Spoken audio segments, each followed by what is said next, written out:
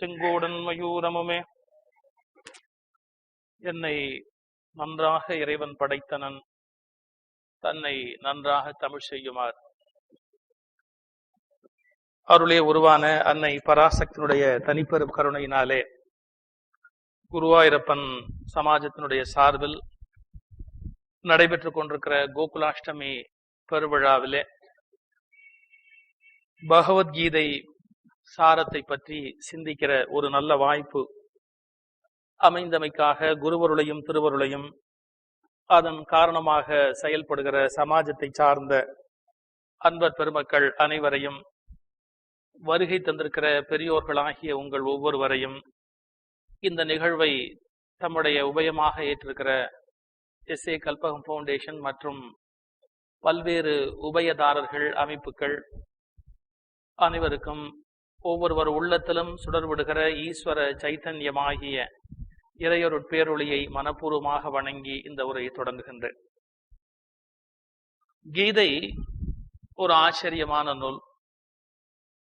அது மனித குலத்துக்கு தேவையான பலரது மனங்களிலே இருக்கிற பலவிதமான சந்தேகங்களுக்கு விடை தருகிற ஒரு ஞான பொக்கிஷம். உலகம் முழுவதும் மனிதர்கள் ஒரே மாதிரியாக இருப்பதில்லை. ஒரு மனிதனைப் போல இன்னொரு மனிதன் இருப்பதில்லை. அதைவிட கொடுமை, ஒரு மனிதனே காலை இருப்பது போல மாலை இருப்பதில்லை. கணத்துக்கு கணம் மனிதனுடைய மனம் மாறுகிறது. நாம் எல்லாருக்கும் சேர்த்து ஒரு வழி, எல்லாரும் அனுஷ்டிக்கக்கூடிய பின்பற்றக்கூடிய வழிமுறை இதுதான் என்று ஒரு வழிமுறையை சொல்ல முடியுமா என்றால் முடியாது. இன்றைக்கு உலகம் முழுவதும் இருக்கிற சகல மதஸ்தர்களுக்கும் ஒரு பைத்தியம் பிடித்திருக்கிறது. தங்கள் மதத்தை உலகம் முழுவதிலும் இருக்கிற எல்லோருக்கும் பொதுவான ஒற்றை மதமாக ஆக்க வேண்டும் என்று ஆசைப்படுகிறார்கள். உலகம் உள்ள வரை இது சாத்தியமில்லை. மனிதர்கள் பல தரப்பட்டவர்கள், பலவிதமான தேவைகளும் பலவிதமான குண இயல்புகளும் உடையவர்கள். எனவே ஒருவருக்கு சொல்லுகிற ஒரு நியதி, ஒருவருக்கு சொல்லித்தரப்படுகிற ஒரு வழிமுறை இன்னொருவருக்கு பொருந்த வேண்டும் என்ற கட்டாயம் கிடையாது. இந்த ஒரு அடிப்படை உண்மையினை புரிந்து கொண்டு விட்டால் மதங்களுக்கு இடையில் மோதல் இருக்காது. ஒரே மதத்தினுடைய பல்வேறு தத்துவ தரிசனங்களுக்கு இடையிலேயும் மோதலோ குழப்பமோ இருக்க முடியாது. ஒரு சின்ன உதாரணம் சொல்லுகிறேன். ஒரு பெரிய சாது மகான் அவரிடத்துல போய் கொஞ்சம் சந்தேகங்களை கேட்டு விட்டு வெளியில வந்த 2 சீடர்கள் வெளியில வந்து சண்டை போட்டார்கள். பெரிய சண்டை. ஒருத்தர் சொன்னார், நான் குருவை போய் பார்த்தேன், அவர் என்ன சாமியாரா போ சொல்லிட்டார், சந்நியாசம் தான் கரெக்ட்னு சொல்றார், குடும்பஸ்தனா இருக்கிறது பிள்ளைக்குட்டி பேத்துக்கிறது இதெல்லாம் தப்பு, மடையன் தான் பிள்ளைக்குட்டி பேத்து குடும்பத்துல இருப்பான், அதனால நம்ம குரு நமக்கு வழி காட்டினது சந்நியாசம் அப்படின்னார். இன்னொருத்தர் சொன்னார், மூடு வாய, நம்ம குரு அப்படி சொல்லல, சன்னியாசியா போறது வேஸ்ட், மனுஷன் குடும்பத்திலேயே இருந்து கொண்டு ஞானியா இருக்கிறது தான் கரெக்ட், அப்படித்தான் குரு சொன்னார், இப்ப கூட நான் கேட்டுட்டு வந்தேன்னா. 2 பேரும் பயங்கர சண்டை. நம்ம குரு என்ன சொன்னார், மறுபடியும் 2 பேரும் ஒன்னா போய் கேட்டாரு. 2 பேரும் சொல்லி முடிச்ச உடனே சொன்னார், நான் உனக்கு என்ன சொன்னனோ அதை நீ பின்பற்றணும், உனக்கு என்ன சொன்னனோ அதை பின்பற்றணும், அதை விட்டுட்டு நான் என்ன சொன்னேன்னு 2 பேரும் கூடி பேசி உட்கார்ந்து முடிவு பண்ணக்கூடாது. ஏன்? முதல் சிஷ்யன் போய் என்ன கேட்கிறான், குருநாதர்கிட்ட போய் கேட்கிற போது, கல்யாணம் எல்லாம் பண்ணாமையே உலகத்துல வாழ முடியாதா, கல்யாணம் எல்லாம் பண்ணித்தான் உலகத்துல வாழணுமா, ஏன் கல்யாணம் எல்லாம் பண்ணிக்காமையே மனுஷன் ஞானத்தை அடையவே முடியாதா அப்படின்னு ஒரு கேள்வி கேட்கிறான். அப்போ அவன் மனசுல உள்ளுக்குள்ள கல்யாணம் பண்ணிக்கணும்ன்ற எண்ணம் இருக்கு, ஆனா பண்ணாமலேயே ஞானத்துக்கு போறதான் கரெக்டோ அப்படின்னு ஒரு சந்தேகம் இருக்கு. அவனுக்கு என்ன சொன்னார், அவன் ஆழ் மனசுல கல்யாணம் பண்ணிக்கணும் அப்படிங்கிற எண்ணம் இருக்கிறதால அவனுக்கு என்ன போதுன்னு சொன்னார், கல்யாணம் பண்ணிக்கோ, கல்யாணம் பண்ணிக்கொண்டு ஞானம் பெறுவதுதான் சரியான வழிமுறை, அவனுக்கு சொல்லி முடிச்சுட்டார். அடுத்தாப்புல இன்னொருத்தன் போய் கேட்கிறான். அவன் என்ன சொல்றான், சன்னியாசியா போறதுதானே கரெக்ட், சன்னியாசமான வழியில தானே ஞானத்தை அடைய முடியும் அப்படின்னு கேக்குறான். அவனுக்கு உள்ளுக்குள்ள சன்னியாசமா இருக்கணும் அப்படிங்கிற எண்ணம் இருக்கு. அவனை கொண்டு போய் நீ குடும்பத்துக்கு போ அப்படின்னு சொன்னா குடும்பத்தை குட்டிச்சோர் ஆக்கிடுவான். அப்ப அவனுக்கு என்ன சொல்றார், இல்ல சன்னியாசியா போறதுதான் கரெக்ட், சன்னியாசம் வழியாதான் ஞானத்தை அடைய முடியும்.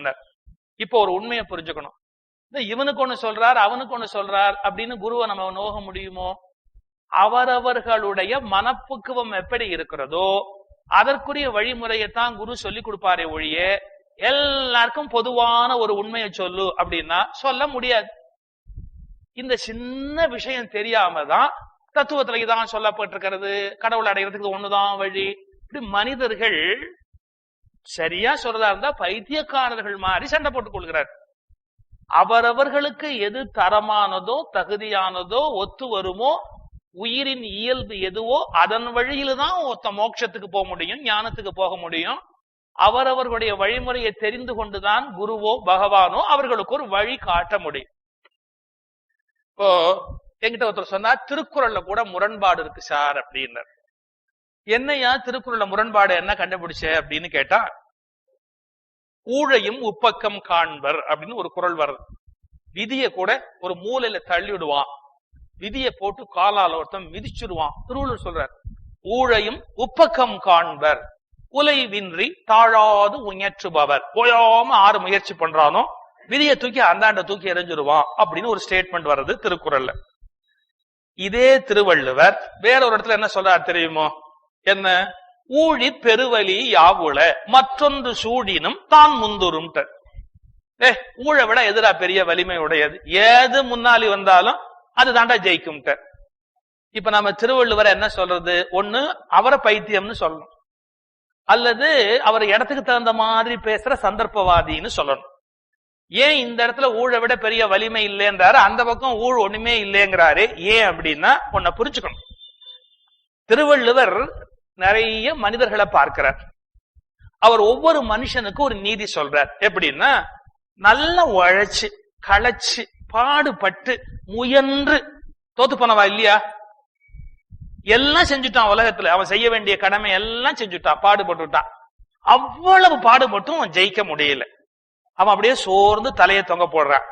மெதுவா அவன் தலையை தடவி முதுக தடவி தட்டி கொடுத்துட்டு திருவள்ளுவர் சொல்றார், நீ உழைச்சுட்டடா பாவி, எவ்வளவு உழைக்க முடியுமோ உழைச்சுட்ட, ஆனா இவ்வளவு பண்ணி நீ ஜெயிக்கலன்னு சொன்னா தப்பு ஒண்ணுது இல்லப்பா. ஏன்? ஊழிர் பெருவலி யாவுல, விதியை விட என்னடா இருக்கு உலகத்துல, விதி ரொம்ப பெருசுடாப்பா, போயிட்டு வாங்கிட்டார். இன்னொரு பைய சோம்பேறி பைய ஒன்னும் உழைக்கல, ஒண்ணுமே பண்ணல, பேசாம படுத்து தூங்கிட்டே இருந்தான். என்னன்னா, ரிஷபராசிக்கு இன்னைக்கு நல்ல நாள் இல்லைன்னு அவன் முதுகு மேல ஏறி நின்று திருவிழா இருந்து எந்திர, நீ என்ன உழைச்ச என்ன கழிச்ச? இல்ல எனக்கு விதி சரியில்லை, வெண்டக்கா விதி, போய் ஒழுங்கா உழைச்சு பார், விதி ஒரு மூலைக்கு போகும். ஊழையும் உப்பக்கம் காண்பர் அப்படின்னார். ஏன்? ரெண்டு பேர்கிட்ட வெவ்வேறு விஷயம் பேசுறார் திருவள்ளுவர் அர்த்தமா? ரெண்டு வகையான மனோநிலையில பாதிக்கப்பட்டவர்கள் வந்தா ரெண்டு வகையான ஆலோசனையை ஞானி சொல்ல வேண்டியிருக்கு. நீங்க உடனே திருவள்ளுவரை நிறுத்தி வச்சு அவர் ஊழ ஒரு பக்கம் ஆதரிக்கிறார், ஊழ ஒரு பக்கம் எதிர்க்கிறார், திருக்குறள் ஒரு கன்ஃபியூஷன் உள்ள நூல் சொல்ல முடியுமா? உழைச்சு களைச்சவனுக்கு விதியின் மேன்மையை சொல்றார், உழைக்காத சோம்பேறிக்கு உழைச்சு பாடுறா விதியாவது ஒண்ணாவது அப்படிங்கிற இல்லையா? ஒரு டாக்டர்கிட்ட போனா எல்லாருக்கும் ஒரே மருந்தா கொடுப்பா, சில டாக்டர் அப்படிதான் கொடுக்குறா. எங்க ஊர்ல எல்லாம் அப்பெல்லாம் ரொம்ப என்னன்னா, ஒரு சேப்பு கலர்ல ஒரு தண்ணியை கலக்கி வச்சு வந்தவனுக்கு எல்லாம் கொடுத்துருவா. அது ஒரு காலம். இப்ப வெவ்வேறு மருந்து கொடுக்குறான் வச்சுங்க. ஆனாலும் எப்படி கொடுக்குறான்னா, ரெண்டு ஆப்போசிட் சஜஷன் சொல்லுவா. கேட்டிருக்கல, டாக்டர்கிட்ட போனா என்ன மாதிரி கொஞ்சம் பருமனா இருக்கிற ஒரு ஆள் போனா என்ன சொல்வார்? சாப்பிடாதையா, அதுவும் பெங்களூர்ல போய் வீடு விடா சாப்பிடாதையா, ஏன் இப்படி சாப்பிட, ஸ்வீட் சாப்பிடாத, நெய் சாப்பிடாத, எதுவும் சாப்பிடாத, நெய்யப்பம்லாம் சாப்பிடவே சாப்பிடாத, அப்படி யோசனை சொல்லுவார். ஏன் சொல்லுவார்? இப்படி போனா என்ன ஆகிறது? சாப்பிடாது, கொஞ்சம் பட்னி இரு, கொஞ்ச நாளைக்கு டயட்ல இரு, அதான் யோசனை சொல்லுவார்.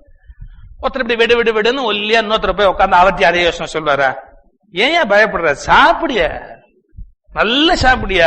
நான் உடனே இந்த டாக்டர் என்ன கிறுக்கனா இருக்கலாம், எல்லாருக்கும் ஒரே மாதிரி இல்ல மருந்து கொடுக்கணும், இஷ்டத்துக்கு கொடுக்குறானே. என்ன நோய்கள் பலவாய் இருக்கிற வரையில் மருந்துகளும் பலவாக இருக்கும், மனிதர்கள் குழப்பங்கள் பலவாய் இருக்கிற வரை நீதி நூல்களுடைய யோசனைகளும் பலவாக இருக்கும். அது ஒன்றா இல்லை என்பது மனிதர்களுடைய இயல்பு காரணமே ஒழிய ஞானிகளின் குழப்பம் காரணம் அல்ல. இப்ப யோசிச்சுங்க, 2வது அத்தியாயத்துல பகவான் சாங்கியத்தை பற்றி விரிவாக சொன்னவர், 3வது அத்தியாயத்திலே கர்மயோகத்தை பற்றி சொல்ல போறான். ரெண்டும் இயல்பில் ஒன்றுக்கொன்று மாறுபட்டவை. இத புரியாதவர்கள் தான் கீதையில என்ன சாருது, ஒரு பக்கம் ஞானத்தை பத்தி பேசுறான், ஆத்மாவை பத்தி பேசுறான், ஆத்மா அழிவில்லாதது, பிறப்பில்லாதது, நீ ஒன்னும் செய்ய வேண்டியதில்லை, இழக்க வேண்டியதுதான் இருக்கு, நீ செய்யறதுக்கு ஒண்ணுமே இந்த உலகத்துல இல்ல அப்படின்னு ஆத்மாவினுடைய இயல்பை சொல்லி சாங்கிய பிலாசபி பேசிய கிருஷ்ணன் ஞானமே மேலானது அப்படின்னு சொன்னவன், அடுத்த அத்தியாயத்துல நீ கர்மாவை செய், நீ வேலையை செய், கண்டிப்பா கர்மம் இல்லாமல் உலகத்துல எதுவுமே நடக்காதுன்னா என்டையர்லி ஆப்போசிட். இப்ப நீங்க அவசரப்பட்டு யாரான கீதையை அவசரமா விறுவிறுன்னு படிச்சுட்டே வந்தாரு, இங்க ஒண்ணு சொல்றாரு, அங்க ஒண்ணு சொல்றாரு, இங்க ஒண்ணு சொல்றாரு. சார் டோட்டலி கன்ஃபியூஷன் சார், இது கம்ப்ளீட்லி கன்ஃபியூஸ்டு மூட்ல ஆரோ சொன்ன ஒரு புஸ்தகம் அப்படித்தான் சொல்லிடுவான்.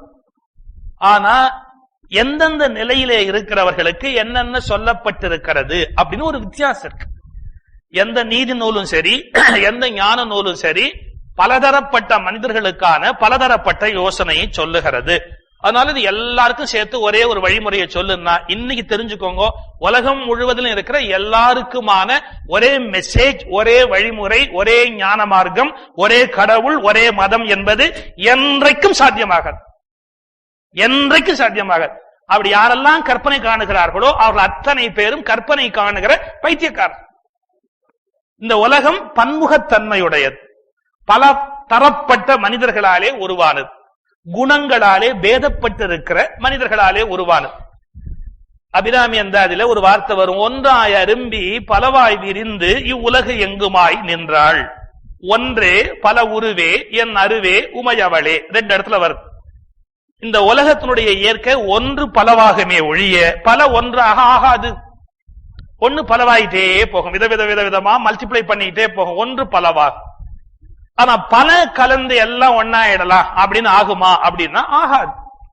எனவே உலகத்தின் இயல்பு என்னவோ அதை தெரிந்து கொண்டு பகவான் வெவ்வேறு விதமான யோசனைகளை அர்ஜுனனுக்கு சொல்லுகிறார். இப்ப நேற்று நாம பார்த்த பகுதி வரையில சித்தப்பிரஜனை பற்றியது. அதுல சித்தப்பிரஜனை பற்றி சொல்ற போது முதல்ல சாங்கியம், அதாவது ஆத்மாவுடைய தன்மையினை சொல்லி அது அனுஷ்டானத்துக்கு கொண்டு வருகிற யோக முறையை அடுத்த பகுதியில சொல்லி, அதுக்கு அப்புறம் மிச்சமா இருக்கிற பகுதியில நாம் செய்ய வேண்டிய செயல்முறைகள், அப்படி செய்கிற ஒரு கர்ம யோகி எந்த நிலையில இருக்கிறான் அப்படிங்கிற வரையில சொல்லி முடிக்கிறான். இப்போ இந்த 3வது அத்தியாயம் கர்மயோகம் இதான் உண்மையில எசன்ஸ் ஆஃப் கீதா. இன்னைக்கு ஒரு சராசரி மனிதனுக்கு அதிகம் பயன்படக்கூடிய வாழ்வியல் முறை. இப்ப நான் நேற்று முன்தினம் எல்லாம் பார்த்தோமே, அந்த சாங்கியம் அப்படின்னு சொல்லப்படுகிற ஆன்மீக ஞானம், அந்த பாத்துல போறவாளுடைய இயல்பு வேற, கர்மயோகத்துல போகிறவாளுடைய இயல்பு வேற. என்ன வெவ்வேறுன்னு சொல்லிடுறேன். இப்ப சில பேருடைய ஜேர்னி எப்படின்னா இன்னர் ஜேர்னின்னு சொன்ன, உள்முக பயணம் அப்படிங்கிற. அவ எல்லாம் உள்ளுக்குள்ளேயே கேட்டுட்டே போவா, உள்ள உள்ள உள்ள. இப்ப பகவான் ரமணர் அது மாதிரியான ஒருவர், உள்ள நோக்கி எல்லாத்தையும் கேள்வி கேட்கறது. இன்னும் சில பேர் எப்படின்னா வெளியே நோக்கிய பயணம், எல்லாம் வெளியில தான். அவன் என்ன சொல்லுவா, அது எப்படி நமக்குள்ள என்ன பண்ண முடியும், சும்மா வீட்டுல எப்படி உட்கார்ந்துருக்க முடியும், நம்ம வெளியில போய் 4 பேருக்கு 4 காரியம் பண்ணினா தானே. வெளியில தான் எல்லாமே. ஒரு பஜனைக்கு போகணும், ஒரு உபன்யாசத்துக்கு போகணும், ஒரு கிளாஸுக்கு போகணும், இல்ல ஒரு கோலம் போடணும், இல்ல யாருக்காவது போய் சோசியல் சர்வீஸ் பண்ணணும், எல்லாம் வெளிமுகத்து பயணம்.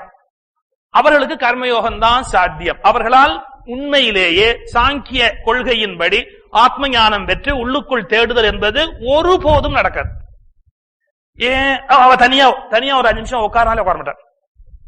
பைத்தியம் மாதிரி ஆயிடாதோ தனியா எப்படி உட்கார்ந்து இருக்கிறது, முதல்ல பித்து பிடிச்ச மாதிரி ஆயிடாதோ. உண்மை, தனியா ஒரு செகண்ட் இருக்க முடியாது. இப்போ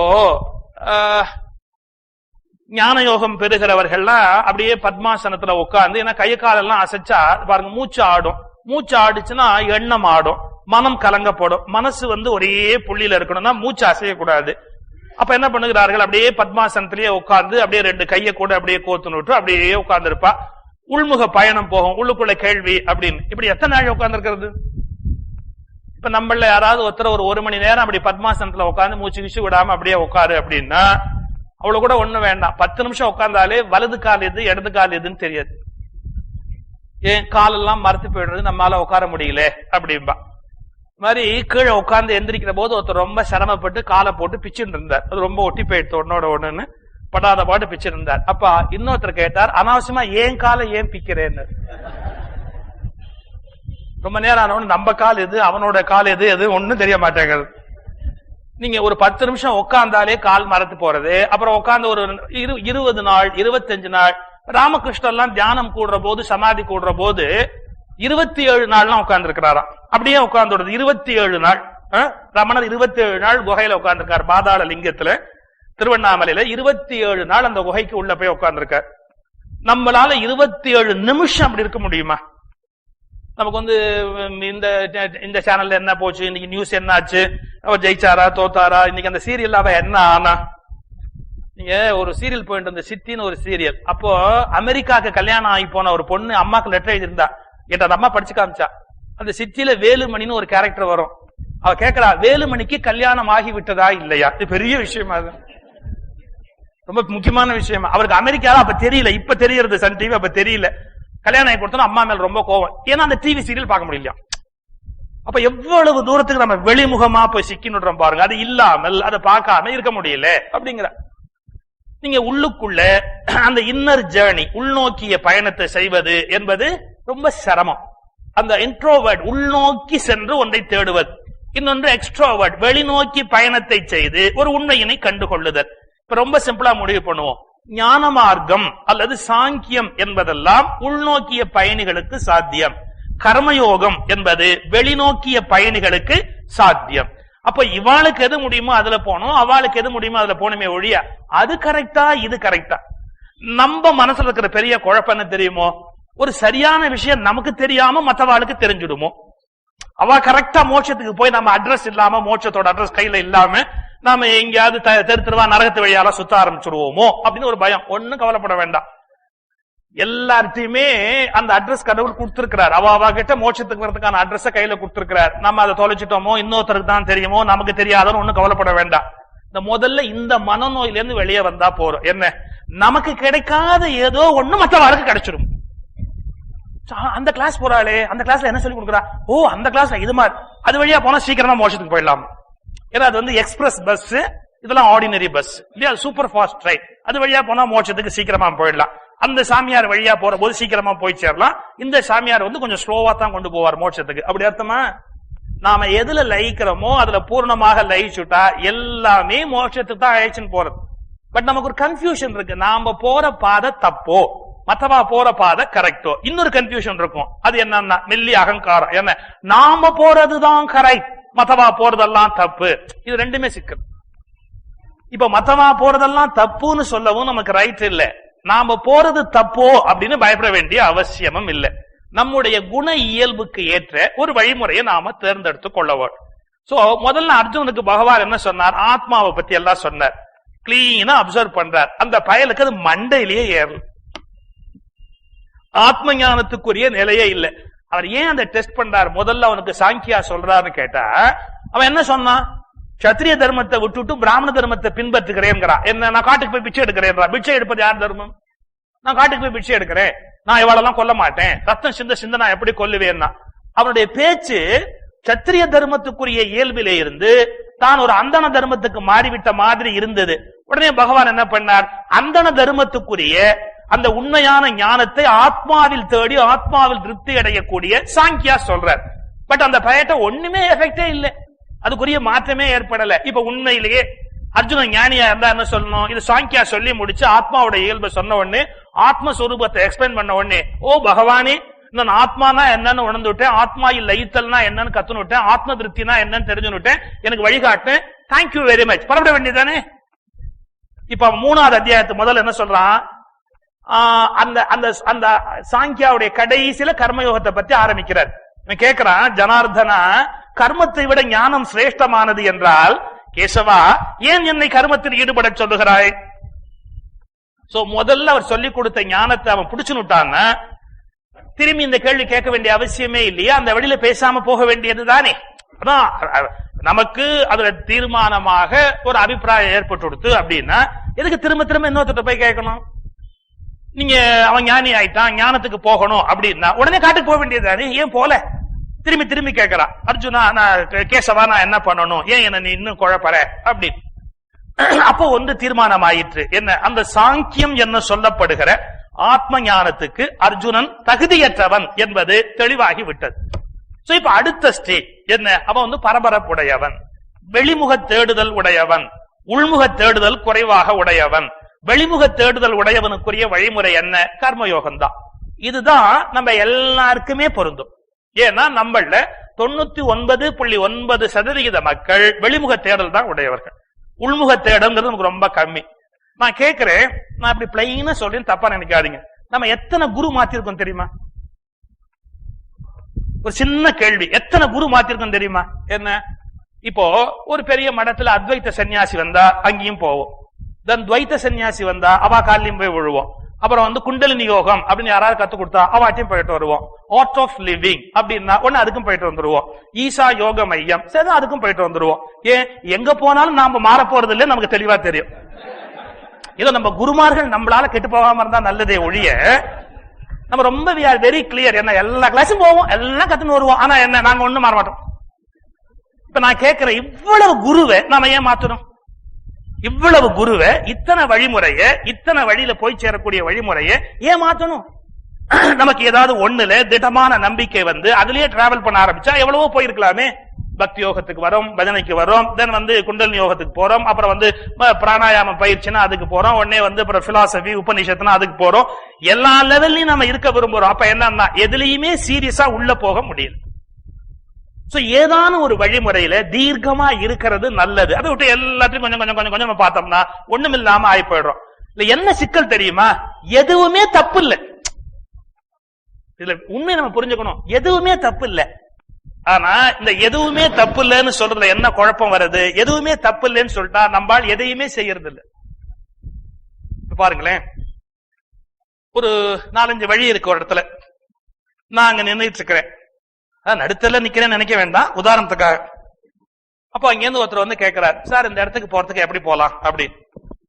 உண்மையிலேயே இந்த ரோடு வழியாவும் போய் வரலாம், அந்த ரோடு வழியாவும் போய் வரலாம், அந்த ரோடு வழியாவும் போய் வரலாம்னு வச்சுங்க. நான் அவரை பார்த்து சொல்றேன், எப்படி வேணாலும் போலாம் சார், உங்களுக்கு அங்கதானே போய் சேரணும், இப்படி போய் அப்படி வரலாம், இப்படி போய் இப்படி போய் இப்படி போலாம், மறுபடியும் இப்படி போய் இப்படி போலாம், எப்படி வேணாலும் போலாம்னு சொன்னு வச்சுங்க. அவன் போக மாட்டான், இன்னொருத்த கேட்டுட்டு போகும். அவனுக்கு பயம் வந்துடும், இந்த ஆள் சொல்றதை நம்ப முடியாது, எப்படி போனாலும் வரும்னு. அது போய் வரலன்னா இப்ப அவனுக்கு திருப்தி வேணும்னு வச்சுங்க, உங்களுக்கு எங்க போகணும் அங்கதான் இப்படி போங்க, அவங்க இஸ் வெரி ஹாப்பி. ஏன் அப்படி சொன்னாதான் அது உறுதி மாதிரி தோன்றது. எப்படி போனாலும் போலாங்கிறது உண்மைதான். உண்மையா இருந்தா கூட அதை சொல்ற போது எப்படியுமே போறதுக்கு மனசு வரல இல்லையா?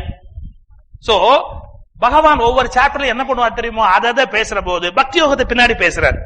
நீ ஒன்னும் பண்ண வேண்டாம், என்ன பஜித்தா போதுமானது, என்ன கும்பிட்டா போதுமானது, பக்தி யோகத்தை பத்தி பேசுறாரு. அங்க பாத்தீங்கன்னா பக்தி யோகம் தான் என்டையர்லி டாமினன்டா நிக்கும். கர்மயோகத்தை பேசுற 3வது சாப்டர்ல அதுதான் ரொம்ப பிரமாதமா நிக்கும். சாங்கியா பிலாசபி பேசுற 2வது சாப்டர்ல அதுதான் ரொம்ப பெருசா நிக்கும். ஏன் இப்படி சொல்றாருன்னா, அவங்க உங்களுக்கு எதுல இஷ்டம் இருக்கோ அதுல போட்டோம், அதை விட்டுட்டு நாம எல்லா வழியாவும் போலான்னு பொதுவாவே சொல்லிக் கொண்டிருந்தால் எந்த வழியிலும் மனிதன் பயணப்பட மாட்டான். நம்ம முதல்ல ஒரு கன்விக்ஷனுக்கு வரணும். நாம் எத்தனை குருமாரிடத்தில் போனாலும், எத்தனை வகையான வழிமுறைகளை மாற்றிக்கொண்டாலும், எத்தனை வகையான ஆன்மீக பயணங்களை மேற்கொண்டாலும் நாம் அடைய போகிற இலக்கு ஒன்றுதான். ஏதேனும் ஒன்றில் பயணப்பட்டு விடுவது நல்லது. இதுல போலாமா, அதுல போலாமா, அதுல போலாமா, இதுல போலாமான்னு மாறி மாறி போறச்ச என்ன ஆறுது? எங்கேயுமே நம்மால போய் சேர முடியவே இல்லை. திரும்ப இங்க, திரும்ப அங்க, திரும்ப அங்க, திரும்ப இங்க, மாறி மாறி எல்லாமே இருந்த இடத்துல இருந்து ஒரு இம்மி கூட நகர்றதே இல்லை, நகர முடியறதே இல்லை. நான் ஒரு ஜென்ல ஒரு கதை சொல்வா, படகுல ஏறி உட்கார்ந்து ராத்திரி முழுக்க துடுப்ப போட்டு போட்டு போட்டு போட்டு ஒருத்தன் போயிடலான்னு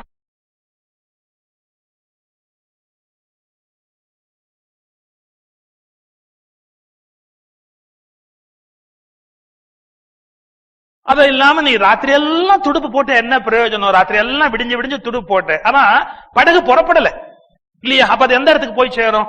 அது மாதிரி நம்ம 7-8 துடுப்பு போடுறோம், எல்லாம் பண்றோம், ஆனா அந்த கட்டை இன்னும் அவிழ்க்கல. என்ன பயம்னா தப்பான பாதையில போயிடுவோமோ, யாரான ஒரு குரு காட்டுற வழியில மட்டும் போய் மத்தவாலாம் போய் சேர வேண்டிய இடத்துக்கு போய் நம்ம போகாம போயிடுவோமோ. இந்த கன்ஃபியூஷன், இந்த பயம், இதுதான் நம்முடைய முன்னேற்றத்துக்கு தடை.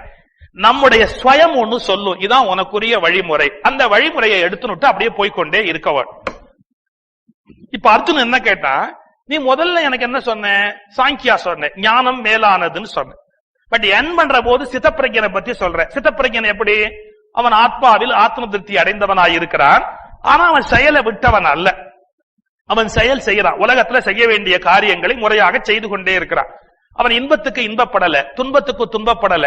இன்பத்துக்கும் துன்பத்துக்கும் இடையிலே தன்னிலை இழவாதவனாகவே நின்று கொண்டு சுகம் துக்கங்களை சமமாக எண்ணிக்கொண்டு இந்த இரட்டை மனோபாவங்கள், துவந்த நிலை, இந்த இரட்டை மனோபாவங்கள் என்று விலகி வெளியில வந்து எப்போதும் சாந்தம் குன்றாதவனாகவே இருக்கிறான்.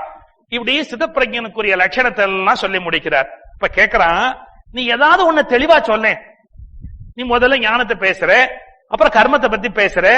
நானே இங்க கன்ஃபியூஷன்ல இருக்கிறேன், இன்னும் நீ என்ன அதிகமா கன்ஃபியூஸ் பண்றிய. இதுக்காக நான் உன்னை கேட்டேன். ஹே ஜனார்தனா, கர்மத்தை விட ஞானம் சிரேஷ்டமானது என்றால் கேசவா, பின் ஏன் என்னை கர்மத்தில் ஈடுபட செய்கிறீர்கள்? அவரு டெஸ்ட் பண்றார். ஞானத்தை சொல்றார், கர்மத்தை சொல்றார், ஞானத்தை சொல்றார், கர்மத்தை சொல்றார். ஏன்? இவனை நாடி பிடிக்கிறார். இவன் உண்மையான ஞானிக்குரிய லட்சணமா இருந்தா போட சன்னியாசியா போயிடு, விட்டுடுவார். நீ பாட்டுக்கு காட்டுல போய் பிச்சை எடுன்னு விட்டுடுவார். ஆனா அவன் பேசுவதெல்லாம் ஞானி மாதிரி பேசுறானே ஒழிய ஆழ்மனதில் ஒரு கர்மத்தை செய்கிற இயல்புடைய சத்திரிய மனோபாவம் தான் இருக்கு. சோ இவனுக்கு ஏத்த மாதிரியே அவரு ரெண்டையும் மாறி மாறி பேசுறார். இவன் என்ன மனோநிலை இருக்கிறான்னு கண்டுபிடிக்கணும். அதுக்காக கொஞ்சம் ஞானத்தை புகழ்ந்து பேசுறார், கொஞ்சம் கர்மத்தை புகழ்ந்து பேசுறார், கொஞ்சம் ஞானத்தை புகழ்ந்து பேசுறார், கொஞ்சம் கர்மத்தை புகழ்ந்து பேசுறார். இப்ப கேட்கிறான் அர்ஜுனன், கமான் இந்த ரெண்டையும் சொல்லி என்ன கன்ஃபியூஸ் பண்ணாத, ஏதாவது இன்னும் ஒன்னே ஒன்னு சொல், கிளியரா சொல். என்ன?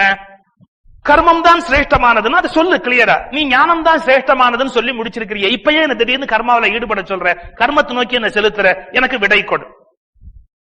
இப்போ நம்ம முதல்ல ஒரு அனாலிசிஸ் பண்ணிட்டோம், ரெண்டும் ஒரே எல்லைக்கு தான் போகுது அப்படின்னு. அதை இப்ப தீர்க்கமா ஒரு புரிஞ்சுட்டு அடுத்த ஸ்லோகத்துக்குள்ள போயிடலாம். இந்த வெளிமுக பயணம்னு கர்மத்துல செய்கிறவர்கள், வெளிமுக பயணம்னு போகிறவர்கள் பூரணம், பூரணத்துவம் அப்படின்னு இறைவனை உணர்வார்கள். வெளிமுக பயணம் செய்கிறவர்கள் இறைவனை பூரணன், பூரணத்துவம், இன்பினிட் அப்படிங்கிற கோணத்துல பிரம்மம் அப்படின்னு போய் இவனுடைய பயணம் முடியும். இந்த உள்முக பயணம் போகிறாங்க பாத்தீங்களா, உள்நோக்கிய பயணம், அவர்கள் எப்படி போய் இறைவன்ட்ட மொத்தமா சேருகிறார்கள்? நத்திங்னஸ், சூன்யம், ஏதுமற்ற பாழ்வெளி, எதுவுமற்ற பெருநிலை, ஏதுமற்ற பாழ்வெளி.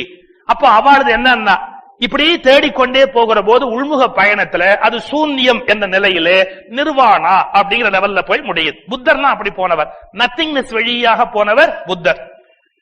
சங்கரர் மனித மனத்தினுடைய இயல்பை தெரிந்து கொண்டு பரபிரம்மம் அப்படின்னு வெளிமுக பயணம் போலவே உள்முக பயணத்தை நடத்தி காண்பித்தவர். ஏன்னா ரெண்டையும் ஒன்னாக்குறதுக்காக மேக்சிமம் ட்ரை பண்ணவர் சங்கரர் தான்.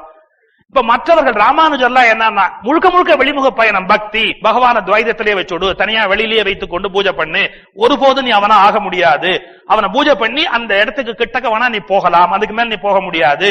சோ அந்த டியூவாலிட்டி கடைசி வரைக்கும் அப்படியே இருந்து கொண்டே இருக்கும். அது முழுக்க முழுக்க வெளிமுக பயணம். எனவே வெளிமுக பயணத்தில் ராமானுஜர் இட்டு செல்லுகிறார். வெளிமுக பயணத்தில் வேறு பல மத்வ ஞானிகள் எல்லாம் விட்டு போகிறார்கள். வெளிமுக பயணத்தில் இறைவரை நோக்கி கர்ம யோகிகள், காந்தியடிகள், ஆச்சாரியா வினோபா பாவே, இன்னும் பலவிதமான அந்த கர்மயோகத்தை பால கங்காதர திலகர், இவர்களாம் வெளிமுக பயணம். ஆனா புத்தர் எப்படின்னு கேட்டா உள்முக பயணம். ஏன்? எல்லாத்தையும் மறுதளித்துக் கொண்டே வர்றது, இது உண்மை இல்ல, இது உண்மை இல்ல, இது உண்மை இல்ல, இது உண்மை இல்ல அப்படின்னு போய் என்டையரா சூன்யத்துல முடியாது. அப்போ இது பூரணத்தில் முடிகிறது, அது சூன்யத்தில் முடிகிறது. இந்த பூரணத்தில் முடிவது பிரம்மத்தில் முடிகிறது, சூன்யத்தில் முடிவது நிர்வாணா அப்படிங்கிற நிலையில போய் முடிகிறது. பட் என்னன்னா ரெண்டும் ஒண்ணுதான். இந்த ரெண்டும் ஒண்ணுதான் அப்படிங்கறத தான் அந்த கடைசி ஸ்லோகத்துல சொன்னார். இப்படிப்பட்ட ஸ்திதப்பிரஜன் பிரம்ம நிர்வாணத்தை அடையாமல் வேறு எதை அடைய முடியும்?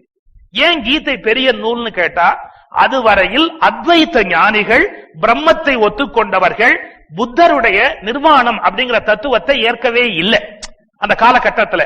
அதே மாதிரி புத்தர் வழியில போகிறவர்கள் நாஸ்திகர்களாகவே கருதப்பட்டார்களே ஒழிய அவர் உண்மையான இறை ஞான அனுபவத்தை அடையவில்லை என்று உலகம் கருதி கொண்டிருந்தது. இதை உடைச்சி எறிகிற நூல் எதுன்னு கேட்டா கீதை தான். ஏன்? கீதை எந்த வகையாக போனாலும் அவன் அடையிற இடம் அதுதான். இதுக்கு பிரம்மம்னு ஒரு பேர் இருக்கு, நிர்வாணான்னு ஒரு பேர் இருக்கு. த்ரூ நத்திங்னஸ் ஒருத்தர் வர முடியும், எல்லாமா இன்ஃபினிட் அப்படிங்கிற கோணத்துல இன்னொரு வர முடியும். இப்ப நீ எண்ணிக்கிட்டே போறீங்க, 1 2 3 எண்றீங்க, 10 எண்ணுவீங்க, 100 எண்ணுவீங்க, லட்சம் எண்ணுவீங்க, கோடி எண்ணுவீங்க, பல கோடி எண்ணுவீங்க, அப்புறம் என்ன சொல்வீங்க? இன்ஃபினிட் தான். அப்போ எண்ண முடியாமைன்னு ஒரு எல்லை வந்து நிறுத்தா இல்லையா? எண்ண முடியாமை. சரி, எண்ணிக்கிட்டே போறீங்க, கீழே 1 0, அப்புறம் என்ன? எண்ண முடியாமை. எண்ண முடியாமை நத்திங்னஸ்லயும் இருக்கு, எண்ண முடியாமை இன்ஃபினிட்லயும் இருக்கு. அப்ப அது ரெண்டும் ஒரே புள்ளில சந்திக்கலையா? எண்ண முடியாமை ஒரே புள்ளில வந்து சந்திச்சு இல்லையா? நீ டிவி சேனல் பார்த்துட்டே இருக்கிறீங்க, வரிசையா அப்படி பார்த்தா 49, 50, 89, 90, 100 டபக்குன்னு 0 வந்துடும் இல்லையா? டபக்குன்னு 0 வந்துடுது. அப்ப என்னன்னா நத்திங்னஸும் ஒண்ணுதான், பூரணத்துவமும் ஒண்ணுதான், சூன்யமும் ஒண்ணுதான், பிரம்மமும் ஒண்ணுதான், நிர்வாணமும் ஒண்ணுதான், பிரம்மமும் ஒண்ணுதான். அதனால்தான் பிரம்ம நிர்வாணம் அப்படின்னு உன்னதமான கொள்கையாக கீதை அறிவிக்கிறது. இப்போ அர்ஜுனன் கேட்கிறான், எனக்கு ஏதாவது கிளியரா ஒரு வழி காட்டுடா, ஏதாவது ஒன்ன சொல்லிடுறான். நான் சொன்ன பாத்தீங்களா, நீங்க எல்லாம் சரின்னு சொன்னா எல்லாரும் ரொம்ப கன்ஃபியூஸ் ஆவாங்க. அப்ப அவங்க என்ன கேட்பாங்க, சரி சிம்பிளா ஏதாவது ஒரே ஒரு வழிமுறையை மட்டும் சொல்லுங்களேன், நாங்க கரெக்டா போய் அடையிறாப்புல ஏதாவது ஒரு வழிமுறையை சொல்லுங்களேன். இன்னும் கேட்கிறான், கிருஷ்ணா இத்தகைய கலப்படமான வசனங்களை சொல்லி என்னுடைய புத்தியை குழப்புகிறீர்கள், மேல மேல வந்து நீ என்ன இன்னும் கன்ஃபியூஸ் பண்ற, மயக்கமடைய செய்கிறீர்கள். அதனால் எதனால் நான் நன்மை அடைய முடியுமோ அந்த விஷயத்தை நிச்சயப்படுத்தி விளக்குங்க. இப்பதான் அந்த பய விஷயத்துக்கு வந்தா, என்ன தனக்கு என்ன வேணுமோ அதை சொல்லு அப்படின்னா. நீங்க டாக்டர்ஸ்ட, சைக்காலஜி தெரிஞ்சவாட்ட, பெரிய பெரிய மகான்கள்ட்ட எல்லாம் வந்து உட்கார்றவா ரொம்ப அருமையா ஒரு கேள்வி கேட்பா. என் ஃப்ரெண்டு ஒருத்தனுக்கு லைஃப்ல ஒரு பிரச்சனை, பொய், இவன் பிரச்சனை அது. அவர் வந்து கல்யாணம் பண்ணிட்டு கஷ்டப்படுறார், அவருக்கு இந்த மாதிரி ஒரு சின்ன சிக்கல், அவர் இன்டர்காஸ்ட் மேரேஜ் பண்ணிவிட்டார், அதனால இப்படி ஒரு கஷ்டத்துல இருக்கிறார், அதை பத்தி நீங்க என்ன நினைக்கிறீங்க, அவரை வர சொல்லுனார். அவன் எப்படி வர முடியும், இதான் வந்துட்டானே. இது மனுஷனுக்கு ஒரு இயல்பு. டாக்டர்கிட்ட கூட ஒரு கன்சல்டேஷன் கேட்கிற போது சில விதமா சில நோய்கள் சொல்ல முடியாது. அவன் ஃப்ரெண்டுக்குன்னு ஆரம்பிப்பான். ஏன் ஃப்ரெண்டு, அவ்வளவு அத்தியந்தமான ஃப்ரெண்டா, அவனுக்காக நீ உயிர் வாழற, தனக்கு என்ன வேணுங்கிறத சொல்லாம பாக்கி எல்லாத்தையும் வெளிப்படையா பேசிட்டு இருக்கிற, மத்தவாளுக்கெல்லாம் என்னன்னு கேட்கிற மாதிரி கேட்கறது. இப்போ பழமொழியா சொல்லுவான், பக்கத்தலைக்கு பாயசம் அப்படின்னு, ஏதோ மத்தவாளுக்கா கேட்கிற மாதிரி கேட்கறது. ஆனா ஆழ் மனதில் இருக்கிற நோக்கம் என்ன, தனக்கு. சில பேர் இருக்கா பாருங்க, சில மாஸ்டர்ஸ் என்னன்னா அவ ஓப்பனா அதுக்கு வர வரைக்கும் விட மாட்டான். அப்படியா, அது இன்னும் 2 கேட்டு கேட்டு கேட்டு கேட்டு அவனை கீழே கொண்டு வந்து கடைசியில யோ எனக்கு தாங்க அப்படி வா, வேற விஷயத்துக்கு வா. இன்னும் சில பேர் கேட்பா, பிரசாத பொட்டலம் அவளுக்கு கொடுக்கணும், உனக்கு வேணும் நேரம் கேளு, உனக்கு வேணும் நேரம் கேட்ட வேண்டியதானே, அவளுக்கு வேணும் இவாளுக்கு வேணும் அப்படி தனக்கு தான் அப்படின்னாதான் ரைட் எடுத்துன்னு போ. இது சிலருடைய இயல்பு. எப்படி ஓபன் கன்ஃபெஷன் வரணும், அந்த பாயிண்ட்ல வந்து நின்னுடணும். இப்பதான் அர்ஜுனன் அந்த இடத்துக்கு வரான். என்ன நீ சொல்றதான் கரெக்ட், சாங்கியாங்கிற, பிலாசபிங்கிற, யோகம்ங்கிற, அது சரி, எனக்கு எது சூட் ஆகும்னா, எனக்கு எது கரெக்டா இருக்கும் அதை சொல்லு. ஏன் நீ என்ன நல்லா தெரிஞ்சவ, உனக்கு தெரியாதா எனக்கு என்ன வேணும்னு, அதை விட்டு ஏன் என்ன கன்ஃபியூஸ் பண்ற, எனக்கு என்ன வேணுங்கிறத தயவு செய்து விளக்கி சொல். இந்த இடத்துல கூட ஒரு தப்பு இருக்கு. என்ன, எனக்கு என்ன வேணும் அப்படிங்கறத இன்னொருத்தர் எப்படி சொல்ல முடியும்? எனக்கு என்ன வேணும் அப்படிங்கறத நான் தானே முதல்ல உணரணும். எனக்கு என்ன வேணுங்கிறத இன்னொருத்தர் எப்படி சொல்லிட முடியும்? நீங்க ரமண மகரிஷி கிட்ட போய் ஒருத்தன் கேட்டான், இந்த நான் யார் அப்படிங்கிற கேள்விக்கு நீங்க விட கண்டுபிடிச்சிட்டீங்களாமே அப்படின்னு. ஆமா, இப்ப என்ன அப்படின்னு. அப்போ நான் யாருன்னு சொல்லுங்களேன். அவர் சொன்னாரு, நான் யாருன்னு நான் கண்டுபிடிச்சேனே ஒழிய நீ யாரு, நீ யாருங்கிறத நீ தான் கண்டுபிடிக்கணுமே ஒழிய நான் எப்படி கண்டுபிடிக்கிறது? கரெக்ட். நான் யாருங்கிற கொஸ்டினுக்கு ரமணர் விடை கண்டுபிடிச்சிட்டாருன்னா நீங்க எனக்கு கண்டுபிடிச்சு சொல்லுங்களேன் அப்படின்னா இது என்ன நியாயம்? சோ எனக்கு என்ன வேணுங்கிறத நீ சொல்லு அப்படின்னா உனக்கு என்ன வேணுங்கிறத நான் எப்படி சொல்ல முடியும்? உனக்கு என்ன வேணுங்கிறத நீ தான் கண்டுபிடிக்கணும். ஏன், உன்னை விட உனக்கு நேரா வேற யாரும் இல்லை. உனக்கு ரொம்ப பக்கத்துல யாரு இருக்கா? நீ தான் இருக்கிற. அப்போ நீ சொல்லு உனக்கு என்னதான் வேணும். அப்பதான் வரான். அதான் அவன் சத்திரியன் தான், சத்திரிய தர்மம் தான் ஆழ் மனசுல இருக்கு. இவ்வளவு நேரம் பொய்யா ஒரு ஞானி மாதிரி பேசிக் கொண்டிருக்கிறான். கடைசி அந்த ஸ்டேட்மெண்ட்டுக்கு வரணும், தான் தான் அந்த நிலை, எனவே தனக்கு அதை வழிகாட்டு அப்படின்னு கேட்கணும். இப்ப அத அந்த 2வது ஸ்லோகத்தை சொல்றா, கிருஷ்ணா நீ இந்த மாதிரி 2 கலந்த வாசகத்தை பேசுற இத்தகைய கலப்படமான வசனங்களை சொல்லி என்னுடைய புத்தியை குழப்புகிறீர்கள், மயக்கமடைய செய்கிறீர்கள். மேலும் மேலும் என்ன நீங்கள் மயக்கமடைய செய்கிறீர்கள். அதனால் எதனால் நான் நன்மை அடைய முடியுமோ அந்த விஷயத்தை நிச்சயித்து சொல்லுங்கள். இப்போ அர்ஜுனன் அப்படிங்கிற பேருக்கு, அர்ஜுனுடைய ஒவ்வொரு பேருக்கும் அர்த்தம் இருக்கு. தனம் ஜெயம், தனத்தை ஜெயித்தவன். காண்டீபத்தை கையில் வைத்திருப்பவன் காண்டீபன். அப்புறம் வெள்ளை குதிரை உடையவன். இப்படி நிறைய பேர் இருக்கு அவனுக்கு, ஒவ்வொரு பேருக்கும். அர்ஜுனன்கிற பேருக்கே ஒரு காரணம் சொல்றான். ருஜ் அப்படிங்கிறது என்ன? ருஜ் அப்படிங்கிறது நேரானது, ஸ்டடி. ருஜ் அப்படிங்கிறதுக்கு அர்த்தமா. அர்ஜ் அப்படின்னா நெகட்டிவ், அதாவது நேரானது அல்லாதது. அப்ப என்ன அர்த்தம்? ஏறுமாறாக ஆடிக்கொண்டே இருப்பது. அந்த அர்ஜ் அப்படிங்கிறதுக்குரிய மீனிங்கே அது ஸ்ட்ரைட்டா இல்ல, ஸ்டெடியா இல்ல, உறுதியா இல்ல. அது எப்போதும் சலனப்பட்டு கொண்டே இருக்கிறது. எப்போதும் அந்த தன்மையில் இருக்கிறவன் ஆண்பால் விகுதி போட்டா that is called Arjunan. So Arjunan யாருன்னா நம்மளுடைய ட்ரூ ரெப்ரசன்டேட்டிவ். ஏன் நாம எதுலயான ஸ்டடியா இருந்திருக்கோமோ? நீங்க என்ன சாயங்காலம் உபன்யாசத்துக்கு போவேல? போனாலும் போவேன். ஏன் போறதா இல்லையா? அப்படி சொல்ல முடியாது, போயிடுவேன். இல்ல நீங்க போனா ஒரு ஹெல்ப் பண்ணணும். என்ன பண்ணணும்? நீங்க அங்க போனா அந்த சேர்ல ஒரு கட்சி போட்டு வச்சிருங்கோ, நான் உட்கார்ந்து உள்ளார் பாக்குறேன். கீழே உட்கார முடியல, காலெல்லாம் வலிக்கிறது. அந்த மனுஷன் வேற 9னா 9 வரைக்கும் கரெக்டா பேசுற, ஒரு 10 நிமிஷம் முன்னாடி விட மாட்டேங்கிறார். கீழே உட்கார முடியல, அதனால நீங்க போனா அப்படி சொல்ல முடியாது. ஏன் நானே போகாம இருந்தாலும் சரி. அப்ப நீங்க போலேன்னா ஒரு உபகாரம் பண்ணுங்களே. என்னன்னா, எங்காவது சாவியை கொடுத்துட்டு போறேன், நான் முதல்ல போயிடுறேன், குழந்தைகள்லாம் வரும், நான் டைனிங் டேபிள்ல டிஃபன்லாம் எடுத்து வச்சிருக்கேன், அவளை சாப்பிட்டுட்டு படிக்க சொல்லுங்க, நான் வந்துடுவேன், நீங்க இங்கதான் இருக்கலாம், சாவி கொடுத்துட்டு. அப்படி சொல்ல முடியாது. போனாலும் போயிடுவேன். என்ன பண்ணலாம்? போனாலும் போவாராம், போகாம இருந்தாலும் இருப்பாரா, போகாமையே போவாரா, போயிட்டே போகாம இருப்பாரா. நீங்க இவரை நம்பி யாராவது ஒரு காரியம் பண்ண முடியும்? ஏன்னா அவ்வளவு கன்ஃபியூஸ், அவ்வளவு ஸ்டெடி மைண்டே கிடையாது, அவ்வளவு கன்ஃபியூஷன். அது வேற ஒண்ணும் இல்ல, இவர் போறாரா இல்லையாங்கிறது இவரை பொறுத்தது இல்ல. யாரான ஒரு ஸ்கூட்டரை கொண்டாந்து நிறுத்தி வாரும் போலாம் அப்படின்னா அதுல போயிடுவார். வேற ஒருத்தர் கொண்டாந்து வாரும் சினிமாக்கு போலாம், சினிமாக்கு போயிடுவார். அவருக்கு ஒரு ஸ்கூட்டரின் பின் சீட்டு தான் லட்சியமே ஒழிய எங்க போகணுங்கிறத பத்தி எல்லாம் ஒரு பெரிய லட்சியமே கிடையாது. ஆறு நிறுத்துறாலும் அவளோட ஏறி எங்க போகணுமோ அங்க போயிட வேண்டியதானே ஒழிய இங்கதான் போகணும்னு பெரிய கன்ஃபியூஷன் பழ போறத. இப்ப இது அவ்வளவு கன்ஃபியூஷன் லைஃப்ல நீங்க எடுத்துங்க. பல பேருக்கு பல விஷயத்துல ஸ்டெடி மைண்டே கிடையாது.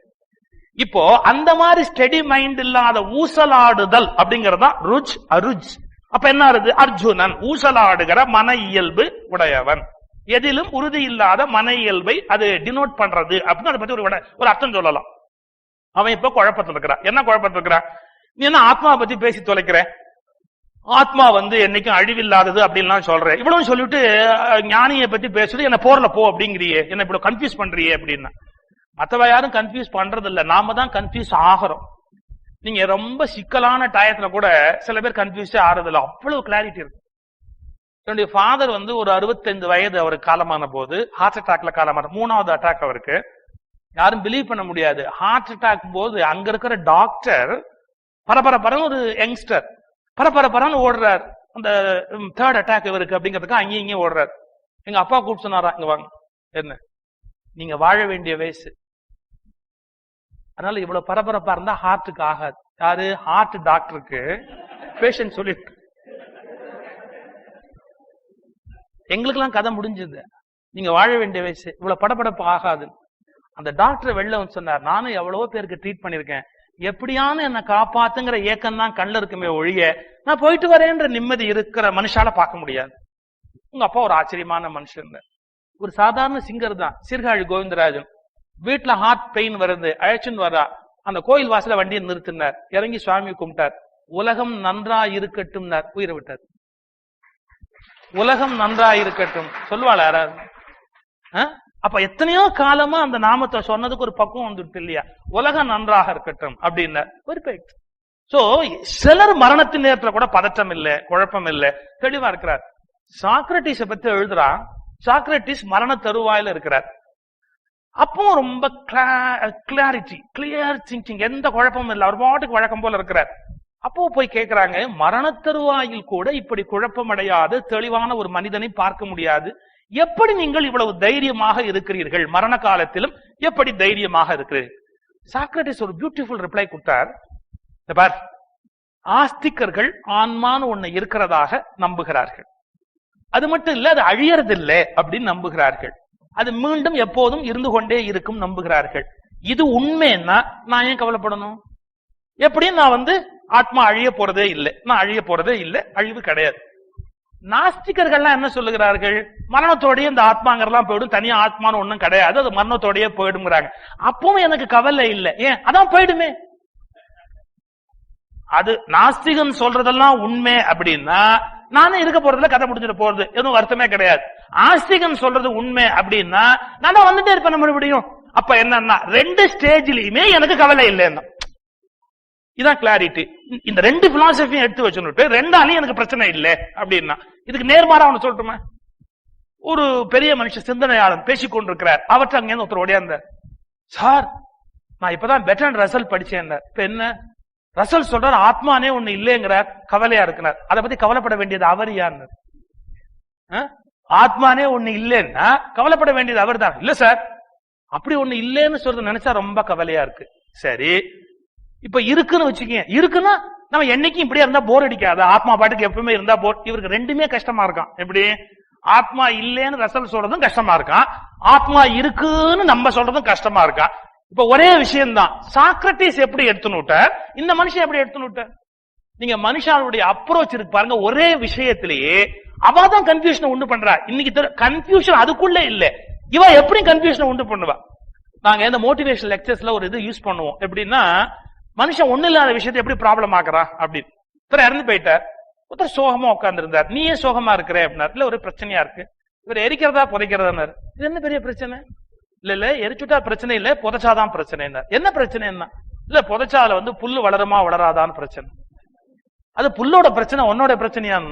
இல்ல புல்லு வளரலன்னா பிரச்சனை இல்ல, புல்லு வளர்ந்துட்டா பிரச்சனை. என்ன பிரச்சனை? அது மாடு திங்குமா திங்காத? அது மாட்டோட பிரச்சனை. மாட்டோட பிரச்சனை எல்லாம் இவன் எழுத்து போட்டு புல்ல திங்குமா திங்காதான், அதை பத்தி உனக்கு என்னடாமா? இல்ல அது புல்ல திங்கலன்னா பிரச்சனை, தின்னுட்டா பிரச்சனை. என்னடா தின்னுட்டா பிரச்சனை? தின்னுட்டா பால் கறக்குமா கறக்காதான் பிரச்சனை. சரி இப்ப அதுல என்ன? கறந்துட்டா கறக்கலன்னா பிரச்சனை இல்ல, கறந்துட்டான்னு வச்சுங்க அடுத்த பிரச்சனை என்ன? குடிக்கலாமா குடிக்க கூடாது? இப்படியே போயிட்டு இருந்தா ஏன் பாலை குடிச்சா செத்துருவானா சாக மாட்டானு பிரச்சனை. சரி செத்தாதான் என்னன்னா புதைக்கிறதா எரிக்கிறதா? இத கேட்டா பாருங்க சொன்ன, டேய் முதல்ல அவனை எரிச்சுட்டு புதடான், முதல்ல அவனை எரிச்சுட்டு புத, விஷயத்தை முடிச்சிரு, ஏன் அனாவசியமா கன்ஃபியூஸ் பண்ணிக்கிறேன். இப்ப பாருங்க, ஒண்ணு இல்லாத விஷயத்த சுத்தி சுத்தி பெரிய பிரச்சனை ஆக்குறவா இல்லையா உலகத்துல? இருக்கா? அதுல ஒண்ணுமே இல்ல பிரச்சனைங்கிறது, இவன் அது பெரிய கன்ஃபியூஷனா ஆக்கிடுறது. ஒண்ணுமே இல்ல. இந்த கல்யாண வீட்டுல எல்லாம் தாலி கட்டுற போது அந்த ஸ்டேஜ்ல தேவையில்லாம ஒரு கன்ஃபியூஷன் ஒரு பார்த்துக்கலாம். தேவையில்லாத வாழ்லாம் அந்த மேடையில ஏறிக்கிறது, அந்த வீடியோல மூஞ்சி விழணும் அப்படிங்கிறதுக்காக அந்த கல்யாண மேடை மேல ஏறிட்டு ஏதாவது ஒண்ணு யாராவது ஒருத்தர் கேட்டா அது எங்க அது எங்க அது எங்க அது எங்க, கல்யாணமே ஒரு கன்ஃபியூஷன். அதுல வேற இவ்வளவு பேர் மேடையில ஏறி ஒரு பெரிய அட்டர் கன்ஃபியூஷன் ஆக்கி ஒண்ணுமே இல்லாத விஷயத்தை அத்தக்கானம் இத்தக்கானம்னு பெருசுப்படுத்தி மனிதர்கள் குழப்பமில்லாத விஷயத்தை கூட குழப்பமா ஆக்கி விடுறோம். ஏன்? நம்ம மனோநிலை தான் காரணமே ஒழிய சம்பவங்கள் அல்ல. குழப்பம் அதுல இல்ல. இப்ப அவன் கேட்கிறான், நீ என்ன குழப்பற? என்ன குழப்பற? ஞானத்தை பத்தி பேசுற, கர்மத்தை பத்தி பேசுற, ஏதாவது ஒண்ணு எனக்கு தெளிவா சொல்லணும். எந்த சந்தர்ப்பத்திலும் குழம்பாதவர்கள் இருந்திருக்கிறார்கள் உலகத்துல. நான் அதுக்காக தான் சாக்ரட்டிஸ் சொன்னேன், இங்க இல்ல வெளியிலேயே அப்படிப்பட்ட மனிதர்கள் உலகத்துல இருந்துக்கிறாங்களே. இன்னொரு முக்கியமான விஷயம் என்னன்னா, குழப்பமானவர்கள் பிறரிடத்துல போய் நிர்ணயங்களை கேட்டா கூட ஃபாலோ பண்ண மாட்டாங்க. சொன்னாச்சும் கேட்பாங்க.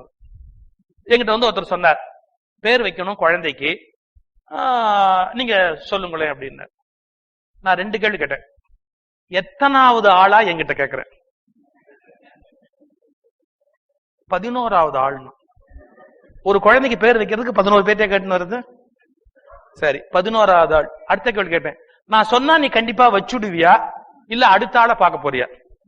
நீ அடுத்த ஆளை பார்க்க போறதா இருந்தா இப்பவே போ, எனக்கு வேண்டாத வேலை தானே. 11 பேர்த்த கேட்டும் பேர் வைக்காதவன் எங்கிட்டையும் ஒரு கேள்வியை கேட்டு எப்படியா அது நியூமராலஜி படி கரெக்டா இருக்கணுமா, ஜாதகப்படி கரெக்டா இருக்கணுமா, அவ தாத்தா பேராவும் இருக்கணுமா?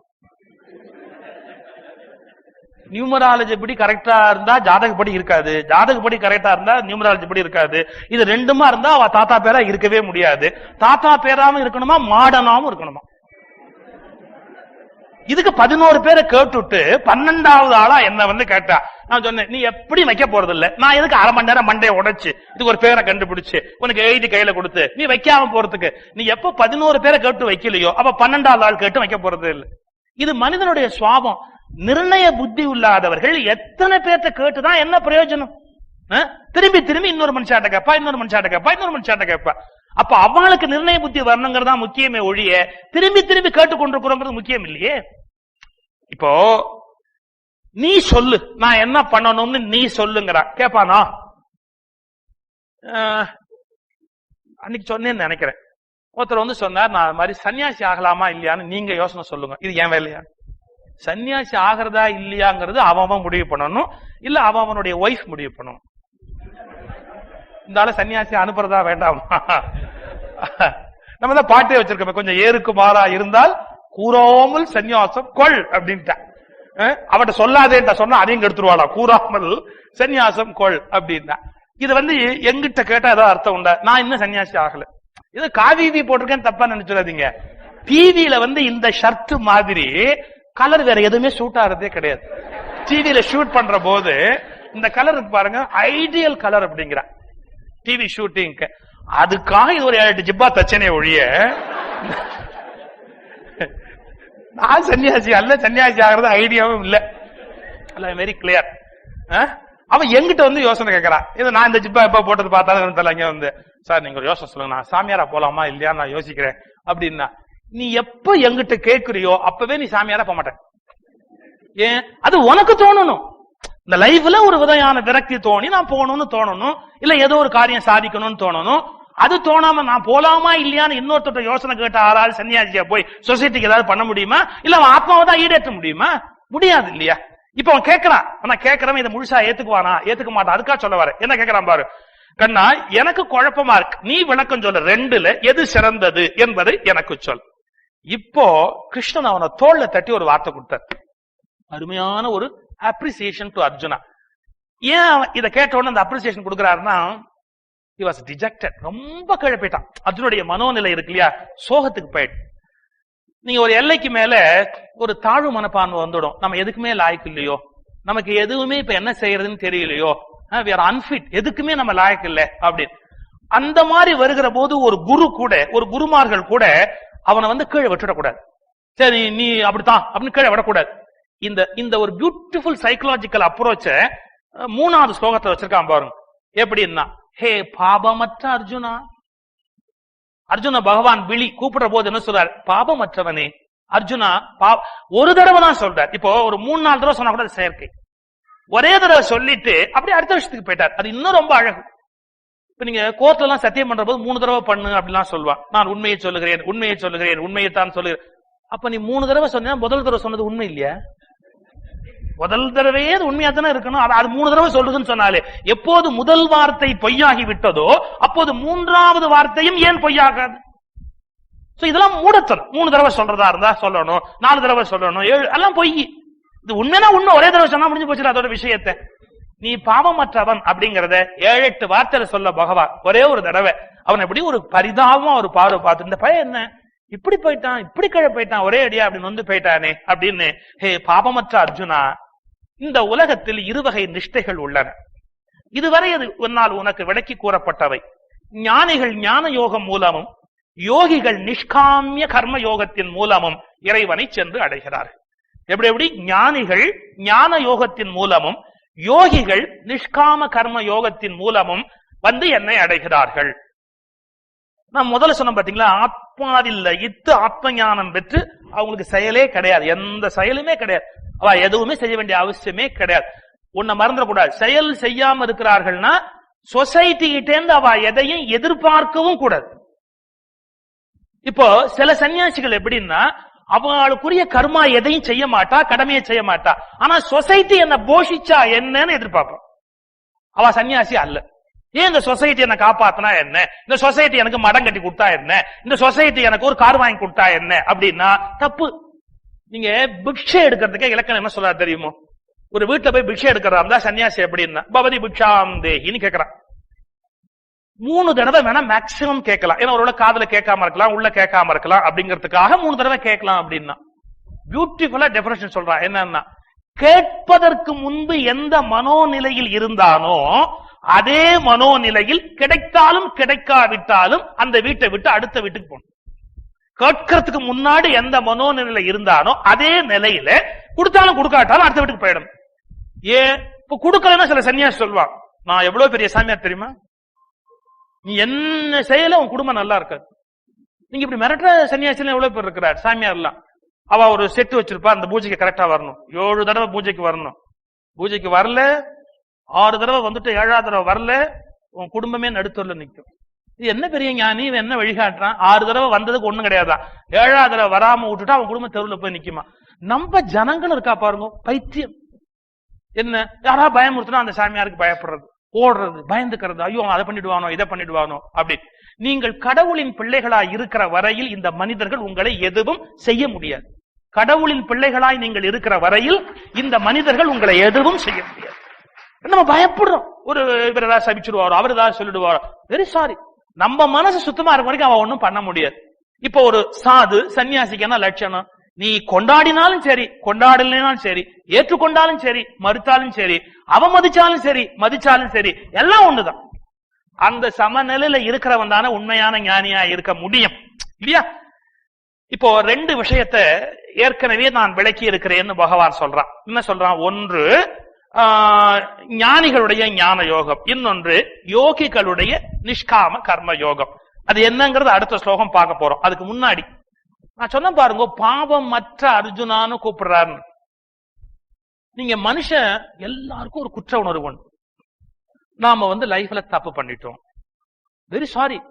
இந்த பயத்தை தான் மத போதகர்கள் கேஷ் பண்றான். எப்படி?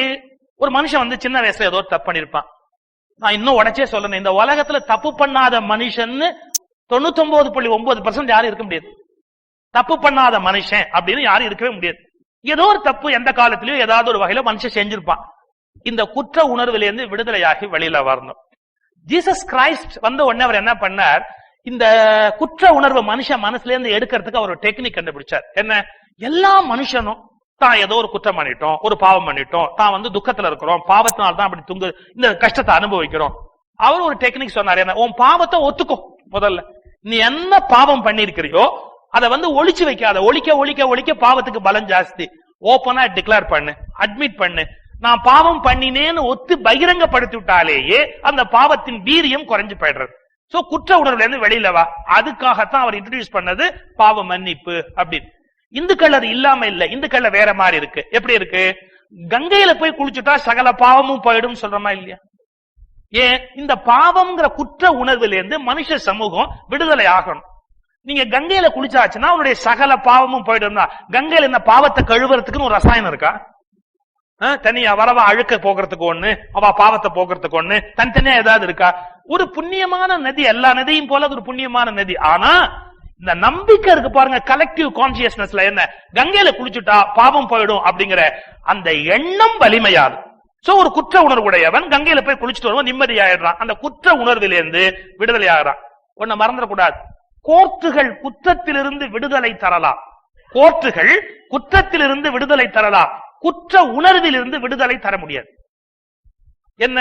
நீ குற்றவாளி இல்லைன்னு கோர்ட் சொல்லிடலாம், ஆனா மனசு சொல்லுமா இந்த தப்பு நீ தான் பண்ணினே, கோர்ட் வேணா சாட்சி இல்லைன்னு விடுதலை விட்டுருக்கலாம். ஆனா நீ பண்ணினியே, நீ பண்ணினியே, நீ பண்ணினியே, நீ பண்ணினியே. எப்படி வெளியே வருது அதுல இருந்து? ஒரே வழி, நம்முடைய சமயம் அல்லது எந்த மதமா இருக்கட்டும், பாவத்திலிருந்து வெளியே வரதுக்கு எந்த வழின்னா நீ ஒத்துக்கோ. ஒத்துன்னு நான் பாவம் பண்ணிட்டேன், இப்ப நதியில மூழ்கிட்டு என் பாவம் போயிடுதுன்னு நினைச்சுக்கோ. ஆனா ஒன்ன மறந்துடக்கூடாது, என்னன்னா நதியில மூழ்கலான்ற தைரியத்திலேயே பாவம் பண்ணக்கூடாது. ஆஃப்டர் ஆல் இங்க இருந்து நேரா ட்ரெயின் பிடிச்சு போய் கங்கையில குடிச்சு வர வேண்டியதானே, கொலை பண்ணிட்டு போலாம் அப்படின்னா எல்லாம் எடுத்து வைப்பா, ரயில் டிக்கெட் எல்லாம் எடுத்து கொலையை பண்ணிட்டு போயிட்டு வந்துடலாம் அப்படின்னா அது ஆகாது. ஏன்? குற்ற உணர்விலிருந்து விடுதலை தருவதற்கான ஒரு வகையான நம்பிக்கை உணர்வு அந்த நதியில போய் நீராடுதல் அப்படின்னு. சோ எல்லா மதங்களும் வற்புறுத்துகிறது, மனிதன் பாவம்ங்கிற எண்ணத்திலிருந்து நாம் குற்றம் செய்திருக்கிறோம் என்ற குற்ற உணர்விலிருந்து விடுதலை அடையறதுக்கு கடவுள் ஒரு பெரிய கார். இப்ப அர்ஜுனனுக்கு அந்த உணர்வை ஊட்டுகிறார். ஹே பாவமற்ற அர்ஜுனன். ரொம்ப முக்கியமான விஷயம் ஒண்ணு இருக்கு. எப்படின்னா 100% நம்பிக்கையோட அந்த காரியத்தை பண்ணணும். அது 100% நம்பிக்கையோட விசுவாசத்தோட செயலுன்னு வச்சுங்கோ, அது பலித்தம் ஆகாது. கைலாசத்துல பார்வதி தேவி பரமசிவனோட பேசிட்டு இருக்கச்சு சொன்னாலாம், இந்த துலா ஸ்நானம் அன்னைக்கு கங்கையில குளிச்சுட்டா சகல பாவமும் போயிடும் அப்படிங்கறதுனால லட்சக்கணக்கான பேர் குளிச்சுட்டு இருந்தா. அப்போ பார்வதி சிவபெருமான்கிட்ட கேட்டாலாம், இவ்வளவு பேர் பாவமும் போயிடுச்சுன்னா எல்லாரும் நேரா கைலாசம் வருவானாலும். சிவபெருமான் கேட்டார், அதை பத்தி உனக்கு என்ன அப்படின்னு. இவ்வளவு பேர் வந்தா கைலாசம் எப்படி தாங்கும்னு எனக்கு ரொம்ப கவலையா இருக்கு. இவ்வளவு பேர் குளிக்கிறாளே பாவம் போயிடும்னு. அப்ப இவ்வளவு பேர் பாவமும் போயிட்டா நேரா கைலாசத்துக்கு வந்துருவாளா அப்படின்னு. சரி நீ வா, நம்ம 2 பேரும் போய் பார்த்துட்டு வருவோம். மேல இருந்து பாரதி அழைச்சுன்னு வந்தார். ஒரு டிராமா. ஆத்துல வெள்ளத்துல கிழவர் அடிச்சுன்னு போறார் ஒருத்தர். கரையில பழுத்து சுமங்கலியான் இருந்து ஒருத்தி கத்துறா. என்ன, ஐயோ என் கணவர் ஆத்து வெள்ளத்தை அடிச்சுன்னு போறது, ஆத்து வெள்ளம் அழிச்சுன்னு போறது, யாரான அவரை காப்பாத்துங்க. காப்பாத்துறதுக்கு உடனே ஒரு 50-60 பேர் ஓடியாந்தா. ஒரு நிமிஷம், என்ன பாவமே பண்ணாதவா யாராவது இருந்தா அவரை தொடுங்கோ. பாவம் பண்ணினவா யாராவது இருந்தீங்கன்னா தொடப்படாது. பாவம் பண்ணினவா அவரை தொட்டா தலை வெடிச்சு போயிடும். காப்பாத்த வந்தவனுக்கு என்ன பைத்தியமா? அவரை தொட்டு தலை வெடிச்சு, ஏன்னா பாவம் பண்ணாத உலகத்துல கிடையாது. எல்லாரும் வந்தா அப்படி பார்த்தான். இந்த கிழவி இந்த கண்டிஷன் போட்டோம்னா எல்லாம் ஓட ஆரம்பிச்சிட்டான். ஒரே ஒரு பையன் எதையும் மைண்ட் பண்ணல, டபக்குன்னு தண்ணில குதிச்சான். கங்கையில நேரா போனா வெள்ளத்துல அடிச்சுன்னு போன கிழவரை மீட்டான். கரையில கொண்டு வந்து இப்படி போட்டான். போட்ட உடனே அந்த கழிவு கேட்டா, ஏண்டா பாவம் பண்ணாதவன் தான் என்னுடைய கணவரை தொடணும்னு நான் சொன்னேன், நீ அவரை தொற்றுக்கிற, அப்ப நீ பாவமே பண்ணாதவனா? அவன் சொன்னான் பாருங்க ஒரு வார்த்தை, நான் நிறைய பாவம் பண்ணிருக்கேன், ஆனா கங்கையில குளிச்சா பாவம் போயிடும்னு சொல்லியிருக்கா. நீ என்ன சொன்ன? பாவம் பண்ணாதவாதான் அவனை தொடணும்னு சொன்னேன். கங்கைக்குள்ள இறங்கிட்டாலே பாவம் போயிட வேண்டாமா? அது போயிடட்டும், போயிடும் அப்படிங்கிற நம்பிக்கையில நான் போனேன், காப்பாத்திட்டு வந்தேன். தப்புன்னு இந்த கிழவரும் கிழவியும் மேல போனா. தெரியறதா? இத்தனை பேர் கங்கையில குளிச்சாலும் ஒருத்தன் தான் வருவாங்க. ஏன் மத்தவாள்லாம் குளிப்பா, பாவம் போனாலும் போகும், போகாட்டியும் போகும், குடிச்சுடுவோமே அப்படிங்கறதா முக்கியமே ஒழிய பாவம் போகும் அப்படிங்கிற கன்விக்ஷன் கிடையாது. 90% கிடையாது. கண்டிப்பா நம்ம பாவம் போயிடுது அப்படிங்கிற உணர்வு. ஏன் தெரியுமா? பாவம் போய்விட்டதுன்ற உணர்வு வந்துட்டா மேற்கொண்டு பாவம் பண்ணுகிற இயல்பு வராது இல்லையா? இந்த கங்கையில குளிச்சுட்டதால என்னுடைய பாவம் போயிடுத்து அப்படிங்கிற எண்ணம் வந்துட்டா மேற்கொண்டு அவர்கள் பாவம் செய்ய மாட்டார்கள். ஆனால் மேற்கொண்டு நாம் செய்து கொண்டிருப்பதால் என்ன அர்த்தம்? அது போகாதுன்னு கிளியரா இருக்கும் இல்லையா? கொஞ்சம் கஷ்டமா தான் இருக்கும், பொறுத்துங்க.